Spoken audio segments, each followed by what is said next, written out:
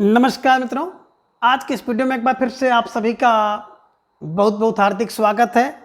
हम आशा करते हैं कि आप सभी स्वस्थ होंगे, मस्त होंगे और पूरी तरह से अपनी तैयारी में व्यस्त होंगे। तो मित्रों, आज के इस वीडियो में हम आधुनिक काल के अंतर्गत द्विवेदी युग भाग 5 में कुछ महत्वपूर्ण और संभावित प्रश्नों को व्याख्यात्मक तरीके से हल करेंगे और इसके साथ इन्हें ट्रिक की सहायता से याद करने का भी प्रयास करेंगे। तो वीडियो आप सबके लिए बहुत ही महत्वपूर्ण होने वाला है, इसलिए इस वीडियो को आप लोग अंत तक जरूर देखें। और इसके पूर्व की वीडियो में हम लोगों ने कुल 100 प्रश्नों को देखा था, तो आज के इस वीडियो में उसके आगे के प्रश्नों को हम लोग व्याख्यात्मक तरीके से हल करेंगे और उन्हें ट्रिक की सहायता से याद करने का भी प्रयास करेंगे। तो जैसा कि स्क्रीन पर आप देख पा रहे हैं, प्रश्न संख्या 101 कि स्वदेशी संगीत किसकी रचना है। विकल्प ए कह रहे हैं कि रामने त्रिपाठी की रचना है, विकल्प बी मैथिली गुप्त की रचना है, विकल्प सी हरिऔध की रचना है या फिर विकल्प डी श्रीधर पाठक की है। तो प्रश्न संख्या 101 आपके स्क्रीन पर प्यारा सा प्रश्न है और आप सबको जवाब देना है, तो बिल्कुल सोच समझ कर उत्तर आप दीजिएगा। और आप सभी भाई बहनों का भी उत्तर भी आ गया कि सर विकल्प बी को लॉक किया जाए, मैथिली गुप्त इज राइट आंसर। अब कैसे दिमाग में बैठाएंगे? देखिए, जो स्वदेशी संगीत है ना, तो स्वदेशी संगीत कौन गाता है? बोले सर स्वदेशी संगीत तो मैं गाता हूँ, तो मैं फॉर मैथिली गुप्त इज राइट आंसर है ना। जहाँ पे देखिएगा स्वदेशी संगीत, बोले स्वदेशी संगीत तो मैं गाता हूँ, तो मैं फॉर मैथिली गुप्त को बैठा लीजिएगा और स्वदेशी संगीत के साथ इसे जुड़ लीजिएगा। ठीक है, चलिए आगे। प्रश्न संख्या 102 है कि पांडे बंधु के नाम से किन्हें जाना जाता है। विकल्प ये कह रहे हैं कि लोचन प्रसाद पांडे को जाना जाता है, विकल्प बी मुकुटधर पांडे को जाना जाता है, विकल्प सी विकल्प ए और बी दोनों को जाना जाता है या फिर विकल्प डी है केदारनाथ पांडे को जाना जाता है। तो प्रश्न संख्या 102 का जवाब आपको देना है, सोच समझ कर दीजिएगा। प्यारा सा प्रश्न है आपके स्क्रीन पर और आप सबका जवाब भी आ गया कि सर विकल्प सी को लॉक किया जाए।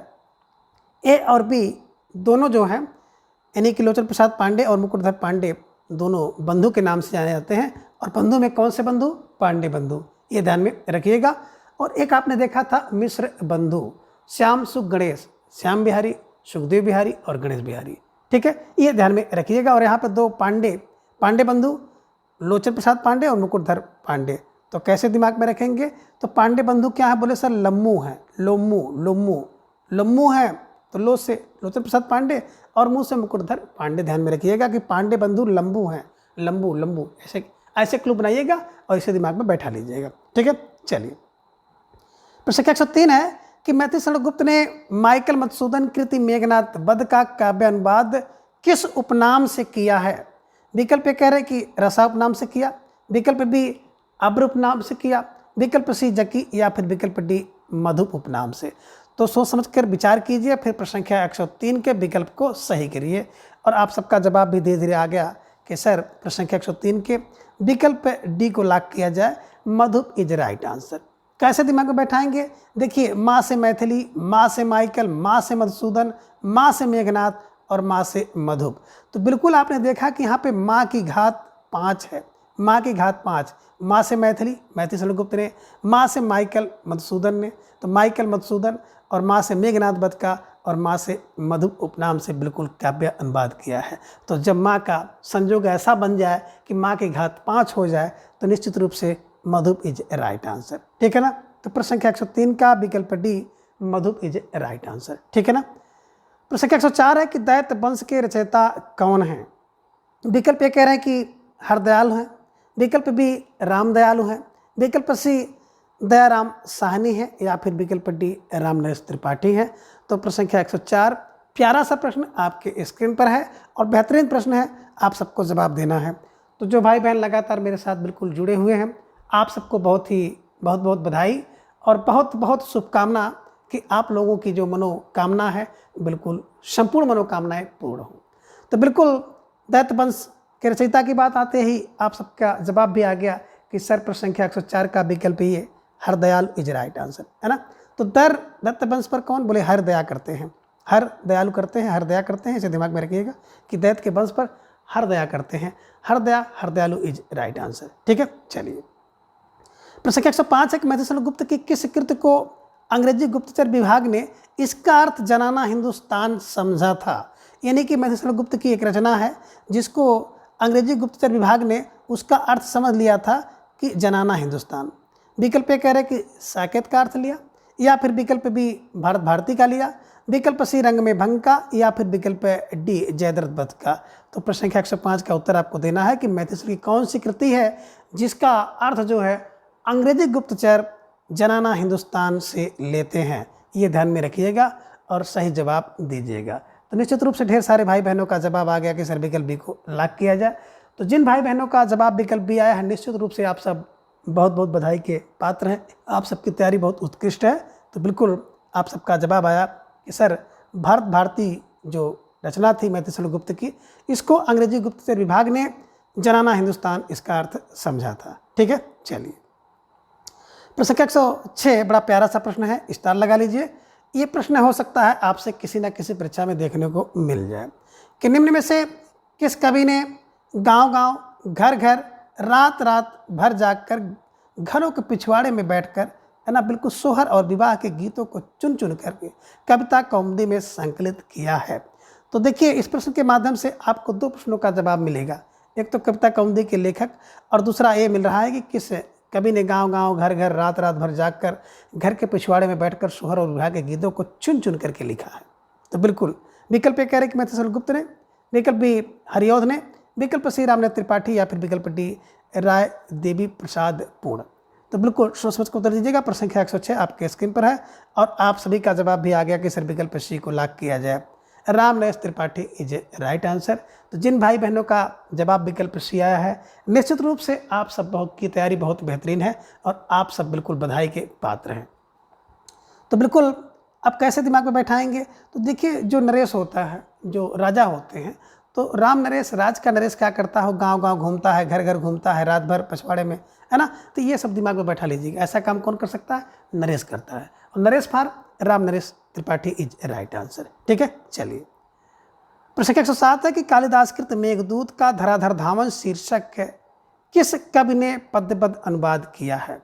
यानी कि कहने का आशा है कि कालिदास की रचना जो मेघदूत है, मेघदूत का धराधर धावन शीर्षक से किस कवि ने पद्य पद अनुवाद किया, यानी कि पद्य में अनुवाद किया है। विकल्प ए कह रहे कि नाथूराम शर्मा शंकर ने किया, विकल्प बी राजेंद्र प्रसाद पूर्ण ने किया, विकल्प सी रामनाथ त्रिपाठी ने किया, या फिर विकल्प डी मैथिली शरण गुप्त ने किया है। तो थोड़ा सा सोचिए, समझिए, गुनिए और इसके बाद फिर प्रश्न संख्या 107 का सही विकल्प चुनिए। तो बिल्कुल आप सबका जवाब भी आ गया कि सर विकल्प बी को लॉक किया जाए। राय देवी प्रसाद पूर्ण इज राइट आंसर। अब देखिए कालिदास की जो कृति है मेघदूत, अब मेघदूत का धराधर इसको कर लीजिए। अब मेघदूत का धराधर करने के लिए, धड़ाधड़ करने के लिए तो क्या करोगे, अगर मेघदूत का धराधर करना हो, है ना, तो मेघ का धराधर करने से पहले आप क्या करोगे, राय लेगो, और राय ही नहीं बल्कि पूर्ण राय लोगे, तब मेघ का धराधर करोगे। तो धराधर ऐसे दिमाग में बैठा लीजिएगा कि भैया मेघ का धराधर करने के लिए, तो मेघदूत का धराधर करने के लिए राय लेनी पड़ेगी। राय फॉर राय देवी प्रसाद पूर्ण। ठीक है, ये ध्यान में रखिएगा कि कालिदास के मेघ का धराधर करने के लिए राय लेनी पड़ेगी। तो राय फॉर राय देवी प्रसाद पूर्ण इज राइट आंसर। ठीक है, प्रश्न संख्या 107 के विकल्प बी को आप लोगों ने सही किया होगा। प्रश्न संख्या 108 है कि देशभक्त वीरों मरने से नेक नहीं डरना होगा, प्राणों का बलिदान देश की बेदी पर करना होगा, पंक्ति किसकी है। विकल्प ए कह रहे हैं कि नाथूराम शर्मा शंकर की है, विकल्प बी रायदेवी प्रसाद पूर्ण की है, विकल्प सी रामनाथ त्रिपाठी की है, या फिर विकल्प डी मैथिली शरण गुप्त की है। तो थोड़ा सा सोच समझ के उत्तर दीजिएगा। प्रश्न संख्या 108 आपके स्क्रीन पर है। और मित्रों बिल्कुल आप सबको मैं बता देना चाह रहा हूँ कि आप लोग इसको केवल प्रश्नोत्तरी मत समझें। इस प्रश्नोत्तरी के माध्यम से आप कह सकते हैं कि प्रश्नोत्तर मेथड द्वारा, इस विधि द्वारा आपकी बहुत उत्कृष्ट तैयारी मेरे द्वारा कराई जा रही है। तो कुछ ऐसे भाई बहन हैं जो कि नए हैं, उनके लिए बहुत अच्छा काम कर रहा है।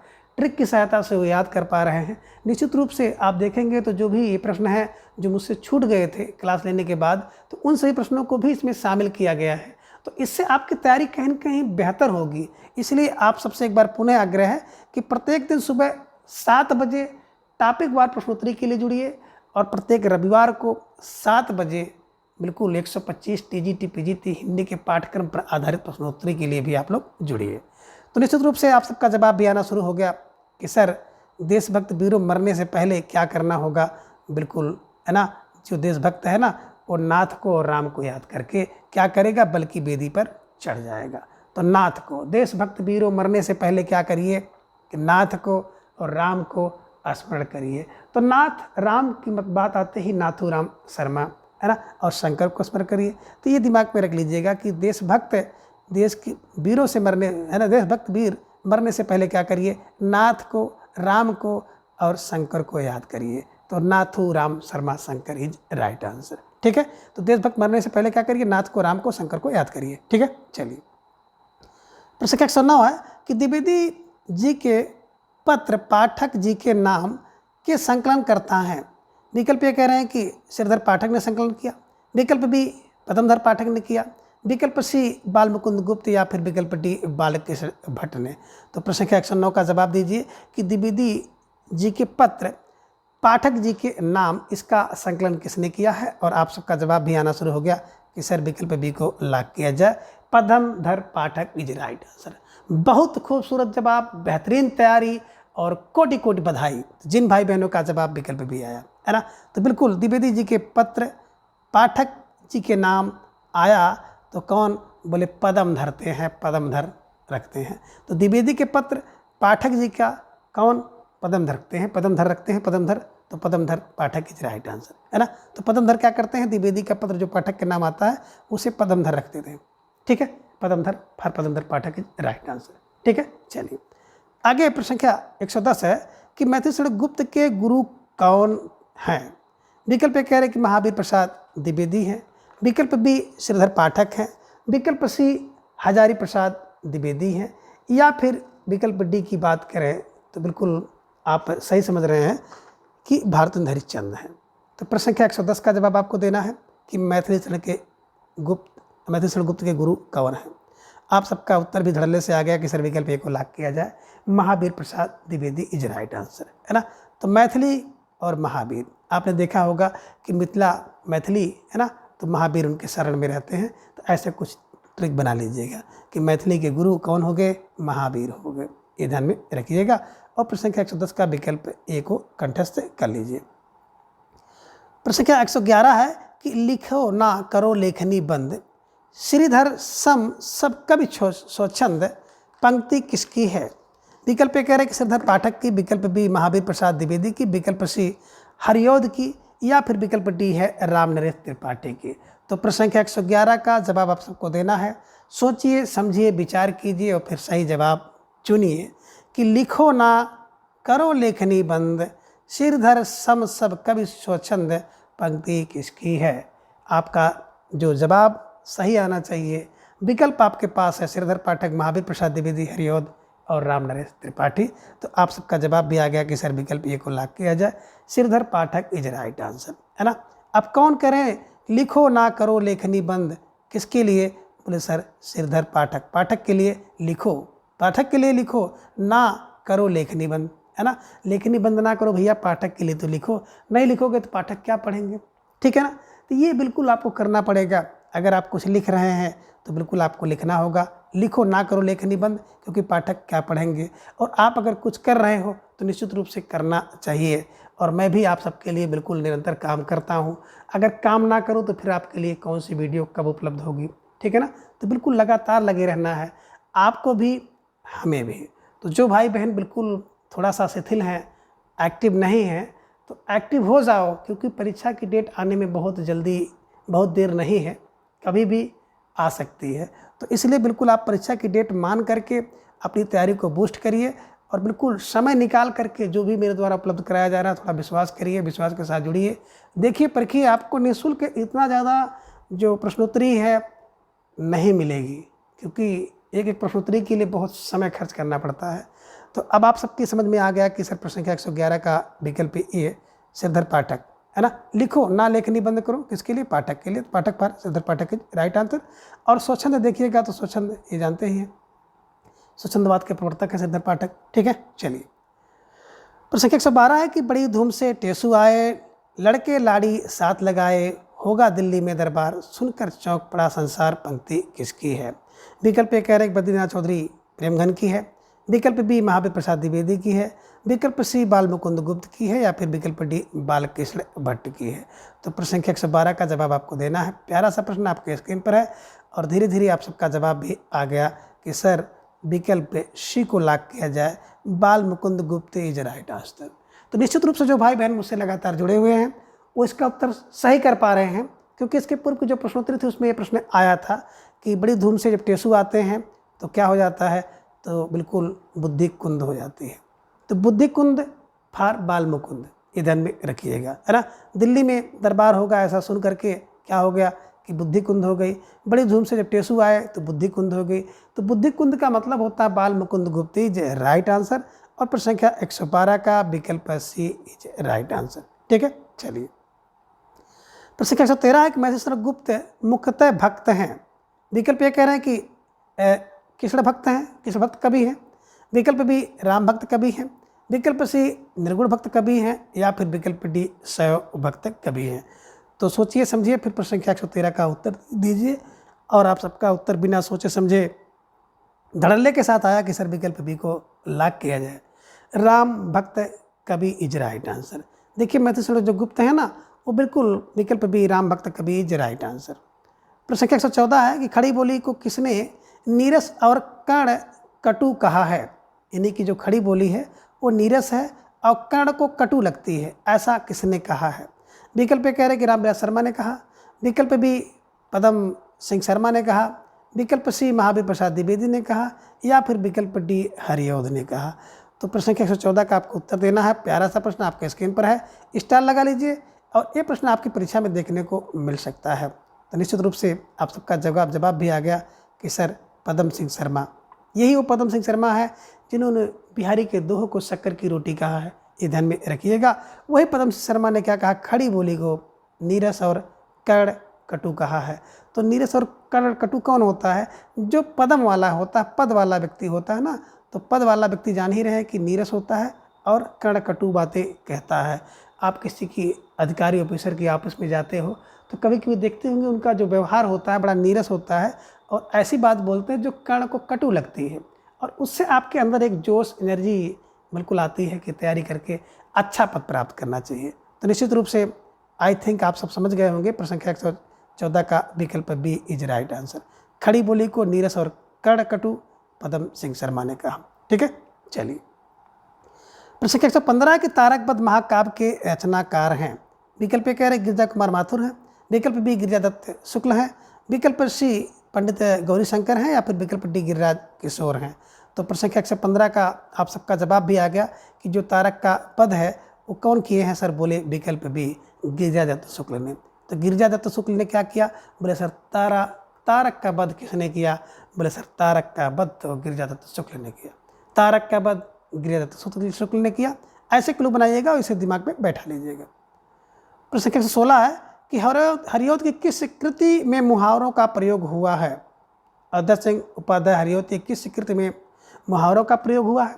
विकल्प कह रहे कि चुपते चौपदे में, विकल्प बी चोखे चौपदे में, विकल्प सी बोलचाल में या फिर विकल्प डी है उपयुक्त सभी में। प्रश्न संख्या 16 का जवाब आपको देना है। प्यारा सा प्रश्न आपके स्क्रीन पर और आप सभी का जवाब भी आ गया कि सर जो हरिऔध हैं उनके जो पद होते हैं चुभते और चोखे होते हैं बोलचाल में, जिसका रस वैदेही लेते हैं। तो बिल्कुल रसकलश और वैदेही वनवास, ये ध्यान में रखिएगा। प्रश्न संख्या 116 का जो उपयुक्त विकल्प डी उपयुक्त सभी इज राइट आंसर। चुभते चोखे पद जो बोलचाल में होते हैं ना, जो मुहारा में कोई बात करता है तो मुहावरी वाली बात बल्कि चुभती है चोखी होती है ना। बोलचाल में कोई मुहावरा बोल दे तो बड़ा चोखा और चुभता है। ठीक है, तो यही है बोलचाल में, चोखे चौपते में, चुभते चौपते में मुहावरे का प्रयोग हरिऔध जी ने किया है। ठीक है, तो प्रश्न संख्या 16 का विकल्प डी इज राइट आंसर। प्रश्न संख्या 117 है कि नीलांबर प्रधान हरित पट पर सुंदर है, सूर्यचंद्र युग मुकुट मेखला रत्नाकर है, पंक्ति किस ग्रंथ से ली गई है, ये ध्यान में रखिएगा। यानी कि किस रचना से है। विकल्प कह रहे हैं कि भारत भारती से है, विकल्प बी यशोधरा से है, विकल्प सी कामायनी से है या फिर विकल्प डी प्रिय प्रवास से है। तो सोच समझ के उत्तर दीजिएगा। प्रश्न संख्या 117 आपसे रचनाकार नहीं पूछा गया है बल्कि रचना से पूछा गया है, किस रचना से ये लाइन ली गई है, ये पंक्ति उद्धृत है। तो बिल्कुल आप सबका जवाब भी धीरे धीरे आ गया कि सिर्फ विकल्प ए को लॉक किया जाए, Bharat Bharati is right answer, है ना। तो नीला परिधान किसका है, नीलांबर परिधान किसका है, तो बोले सर नीलांबर परिधान, है ना, सूर्यचंद्र युग मुकुल मेटला है, तो सब भारत के हैं और भारती का है। तो भारत का और भारती का क्या है, बोले सर नीला अंबर, ये ध्यान में रखिएगा, परिधान है। तो नीला अंबर परिधान किसका है, सर बोले भारत और भारती का। तो भारत और भारती यानी कि भारत भारती का है और भारत भारती रचना मैथिली गुप्त की है, तो ध्यान में रखिएगा। और प्रश्न संख्या 117 का विकल्प ए को कंटेस्ट कर लीजिएगा, ठीक है। अब आगे है प्रश्न संख्या 118 कि सखी वे मुझसे कहकर जाते पंक्ति किसकी है। विकल्प ए प्रिय प्रवास से ली गई है, विकल्प बी वैदेही वनवास, विकल्प सी यशोधरा, या फिर विकल्प डी भारत भारती से ली गई है। तो सोच समझ कर उत्तर दीजिएगा। प्रश्न संख्या 118 आपके स्क्रीन पर है कि सखी वे मुझसे कहकर जाते, यह पंक्ति किस रचना से ली गई है, प्रिय प्रवास, वैदेही वनवास, यशोधरा, या फिर भारत भारती। तो निश्चित रूप से आप सबका जवाब भी सही आया कि सर विकल्प है सी को लॉक किया जाए, यशोधरा इज राइट आंसर, है ना। जो यशोधरा कृति है मैथिली गुप्त की 1932 में लिखी गई है, तो इसी यशोधरा से ये पंक्ति ली गई है कि सखी वो मुझसे कहकर जाते। अब कैसे दिमाग में बैठाएंगे, तो आप दिमाग में बैठा लीजिएगा कि सखी वो मुझसे कहकर जाते तो यश ही पाते, तो यश फॉर यशोधरा से ली गई है, ये ध्यान में रखिएगा। और यशोधरा किसकी कृति है, तो मैथिली गुप्त की कृति है, ठीक है। तो सखी वो मुझसे कहकर जाते तो यश ही पाते, यश ही फॉर यशोधरा की, है ना, ये पंक्तियाँ हैं। तो संख्या 119 है कि साकेत महाकाव्य का मर्म स्पर्शी अंश है। विकल्प ये कह रहे हैं कि उर्मिला का मिलन, विकल्प बी उर्मिला की विरह व्यथा, विकल्प सी उर्मिला का त्याग, या फिर विकल्प डी है उर्मिला और लक्ष्मण का संवाद। तो थोड़ा सा सोच समझ कर उत्तर दीजिएगा। प्रश्न संख्या 119 आपके स्क्रीन पर है और आप सबका जवाब धड़ल्ले के साथ आ गया कि सर विकल्प बी को लॉक किया जाए, उर्मिला की विरह व्यथा इज राइट आंसर। जो साकेत महाकाव्य है, तो साकेत महाकाव्य का सबसे मर्मस्पर्शी अंश है उर्मिला का विरह व्यथा इज राइट आंसर। तो उर्मिला की जो विरह व्यथा है सबसे मर्मस्पर्शी अंश है, ठीक है। चलिए प्रश्न संख्या 120 है कि साकेत को जन्मवादी काव्य किसने कहा है। वेरी वेरी मोस्ट इम्पॉर्टेंट प्रश्न है, स्टार लगा लीजिएगा। ये प्रश्न आपकी परीक्षा में छपने योग्य है, तो हो सकता है कि आपकी परीक्षा में प्रश्न देखने को मिल जाए। और प्रिय भाई बहनों और मित्र, आप सब जब भी प्रश्नावली को देखें तो अपने बगल में कॉपी और पेन रख लें, जो चीज़ें आपको बिल्कुल नोट करने योग्य हों उसे आप नोट कर लें, ठीक है ना। तो बिल्कुल साकेत को जनवादी काव्य किसने कहा है। विकल्प ये कह रहे हैं कि डॉक्टर नागेंद्र ने, विकल्प बी डॉक्टर रामविलास शर्मा ने, विकल्प सी रामचंद्र शुक्ल, या विकल्प डी नंदुलारे वाजपेयी ने। तो आप सबका जवाब भी धीरे धीरे आ गया कि सर विकल्प ये को लॉक किया जाए। ये कई बार प्रश्न रिपीट हो चुका है कि साकेत को जनवादी कौन कहता है, बोले सर डॉक्टर, है ना। देखे होंगे जनवादी डॉक्टर जनवादी होता भी है, तो ये ध्यान में रखिएगा। साकेत को जनवादी काव्य किसने कहा, विकल्प ये doctor Nagendra is right answer, ठीक है। प्रश्न संख्या 121 है कि द्विवेदी युग के किस कवि को ब्रज कोकिल कहा जाता है। विकल्प ये कह रहे हैं कि विद्यापति को, विकल्प बी सत्यनारायण कविरत्न को, विकल्प सी महावीर प्रसाद द्विवेदी, या फिर विकल्प डी अयोध्या सिंह उपाध्याय हरिऔध को। तो बिल्कुल सोच समझ कर उत्तर दीजिएगा। प्रश्न संख्या 121 आपके स्क्रीन पर है और आप सबका जवाब भी आ गया कि सर विकल्प बी को लॉक किया जाए, है ना। तो ब्रज कोकिल कौन है, बोले सर जो कवि का रत्न है। तो जो कवि रत्न है वही ब्रज का कोकिल है, यानी कि सत्यनारायण क्या है, ब्रज कोकिल, है ना। तो सत्यनारायण क्या है, बोले सर ब्रज के कोकिल, तो सत्यनारायण है, ये ध्यान में रखिएगा, या कवि का रत्न ब्रज का कोकिल है। तो जैसे भी आपके दिमाग में बैठ जाए, बैठाने की कोशिश करिएगा और इस प्रश्न को कंठस्थ कर लीजिएगा कि ब्रज कोकिल सत्यनारायण कवि रत्न, ब्रज का कोकिल कौन है, सत्यनारायण कवि रत्न इज राइट आंसर। एक देख रहे हैं आप विद्यापति, तो विद्यापति को मैथिल कोकिल कहा जाता है, ध्यान में रखिएगा। और प्रश्न संख्या 121 का विकल्प बी को आप सही कर लीजिएगा, ठीक है। प्रश्न संख्या 122 है कि अधिकांश विद्वान साकेत को महाकाव्य ना मानकर उसे मानते हैं, यानी कि अधिकांश जो विद्वान हैं वो साकेत को एक महाकाव्य ना मानकर उसे क्या मानते हैं। विकल्प कह रहे खंड काव्य मानते हैं, विकल्प बी मुक्तक काव्य मानते हैं, विकल्प सी एकार्थ काव्य मानते हैं, या फिर विकल्प डी लौकिक काव्य मानते हैं।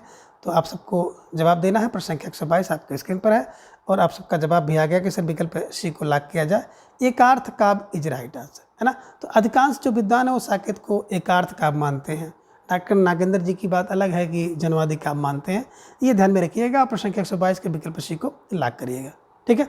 चलिए प्रश्न 123 है कि महावीर प्रसाद द्विवेदी की किस पुस्तक की धृष्ट आलोचक उपनाम से कवि ने बहुत गंदी आलोचना की है।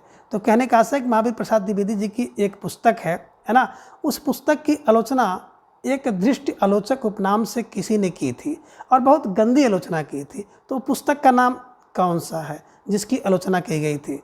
तो विकल्प ये कह रहे हैं कि कविता कलाप है, विकल्प बी है कान्य कुब्ज अबला बिलाग, विकल्प सी काव्य मंजूषा, या फिर विकल्प डी है सुमन। तो सोच समझ के उत्तर दीजिएगा। प्रश्न संख्या 123 आपके स्क्रीन पर प्यारा सा प्रश्न है और आप सबको जवाब देना है कि महावीर प्रसाद द्विवेदी की किस पुस्तक की धृष्ट आलोचक नाम से, है ना, किसी ने क्या किया था, बड़ी गंदी आलोचना की थी। तो निश्चित रूप से आप सबका जवाब भी आ गया कि सर विकल्प ए को लॉक किया जाए, कविता कलाप इज राइट आंसर। देखे होंगे जो कलाप होता है ना, तो इसीलिए होता है जब कोई व्यक्ति किसी को बहुत गंदी बात कर देता है तो वहाँ पे कलाप होता है, वार्तालाप होता है, ध्यान में रखिएगा। तो कविता का कलाप ये ध्यान में रखिएगा, इसकी, है ना, धृष्ट आलोचक के नाम से बहुत गंदी आलोचना की गई थी, ध्यान में रखिएगा। और प्रश्न संख्या 1 को हमेशा के लिए कंठस्थ कर लीजिएगा। प्रश्न संख्या 124 है कि द्विवेदी युग में समस्या पूर्ति का केंद्र कहाँ था? विकल्प ए कह रहे कानपुर में था, विकल्प बी इलाहाबाद में, विकल्प सी प्रतापगढ़ में, या फिर विकल्प डी प्रयाग में। तो सोच समझ को उत्तर दीजिएगा। प्रश्न संख्या 124 आपके स्क्रीन पर है और आप सबका जवाब भी आ गया कि सर विकल्प ए को लॉक किया जाए, कानपुर इज राइट आंसर, है ना। जो द्विवेदी युग में समस्या पूर्ति का केंद्र था वो विकल्प ये कानपुर इज राइट आंसर। ठीक है, चलिए आगे। प्रश्न संख्या 125 है कि मैथिली गुप्त के रहस्य गीतों का संकलन किस कृति में है? विकल्प ए कह रहे कि आंसू में, विकल्प बी लहर में, विकल्प सी झरना में, या फिर विकल्प डी है झंकार में। तो सोच समझ कर उत्तर दीजिएगा। प्रश्न संख्या 125 आपके स्क्रीन पर है और वेरी मोस्ट इंपॉर्टेंट प्रश्न है, इस पर स्टार लगा लीजिएगा। और आप सबका जवाब भी धीरे धीरे आना शुरू हो गया कि सर विकल्प डी को लॉक किया जाए, झंकार इज राइट आंसर, है ना। तो जो मैथिली गुप्त जी की रहस्य गीत है ना, तो रहस्य गीत का संकलन झंकार में है। झरना को छायावाद का प्रथम प्रयोगशाला कहा जाता है, ठीक है ना। तो आंसू और लहर तो भैया प्रसाद जी की रचनाएं हैं। आंसू तो पूछ 1925 में और लहर 1918 में। तो ये ध्यान में रखिएगा। और प्रश्न संख्या 125 के विकल्प डी को आप हमेशा के लिए कंठस्थ कर लीजिएगा। तो मित्रों, इस प्रकार से आप इन सभी प्रश्नों को आसानी से याद कर सकते हैं। और वीडियो देखने के बाद आपको कैसा लगा, प्लीज़ अपनी राय कमेंट बॉक्स में आप ज़रूर दर्ज करें। और प्रत्येक दिन सुबह 7 बजे टॉपिक वार प्रश्नोत्तरी के लिए और प्रत्येक रविवार को सुबह 7 बजे 125 टीजीटी पीजीटी हिंदी के पाठ्यक्रम पर आधारित प्रश्नोत्तरी के लिए आप जरूर जुड़ें, देखें, परखें और अपनी तैयारी को मजबूत करें। तो आज की इस वीडियो में बस इतना। अगले वीडियो में फिर हम इसी तरह से एक नई प्रश्नोत्तरी के साथ उपस्थित होंगे। तब तक के लिए धन्यवाद, नमस्कार, बाय बाय।